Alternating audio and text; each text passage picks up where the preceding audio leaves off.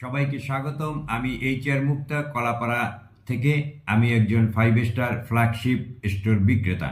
আমি আজ IFY এর আমন্ত্রণে এখানে এসে এই প্রোগ্রামের বিষয়বস্তু ব্যাখ্যা করতে পেরে গর্বিত। এই প্রোগ্রামটি 9 জানুয়ারি থেকে 12 জানুয়ারি পর্যন্ত চলবে, মোট 4 দিন।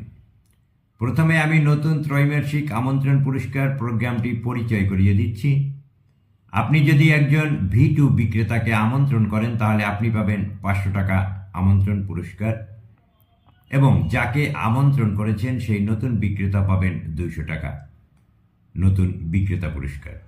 আপনি যদি একজন V2 বিক্রেতাকে আমন্ত্রণ করেন তাহলে আপনি পাবেন 1500 টাকা আমন্ত্রণ পুরস্কার, এবং নতুন বিক্রেতাও পাবেন 1300 টাকা। আপনি যদি একজন V3 বিক্রেতাকে আমন্ত্রণ করেন তাহলে আপনি পাবেন 6000 টাকা আমন্ত্রণ পুরস্কার, এবং নতুন বিক্রেতাও পাবেন 6000 টাকা।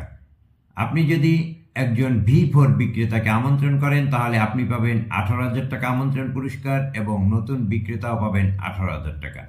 আপনি যদি একজন V5 বিক্রেতাকে আমন্ত্রণ করেন তাহলে আপনি পাবেন 35000 টাকা আমন্ত্রণ পুরস্কার, এবং নতুন বিক্রেতাও পাবেন 35000 টাকা।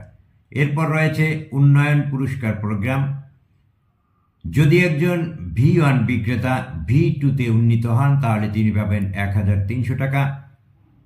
যদি একজন V1 বা V2 বিক্রেতা V3-তে উন্নীত হন তাহলে তিনি পাবেন 5000 টাকা। যদি একজন V1, V2 বা V3 বিক্রেতা V3-তে উন্নীত হন তাহলে তিনি পাবেন 18000 টাকা। যদি একজন V1, V2, V3 বা V4 বিক্রেতা V5-এ উন্নীত হন তাহলে তিনি পাবেন 35000 টাকা। এরপর রয়েছে গাইডেন্স বোনাস।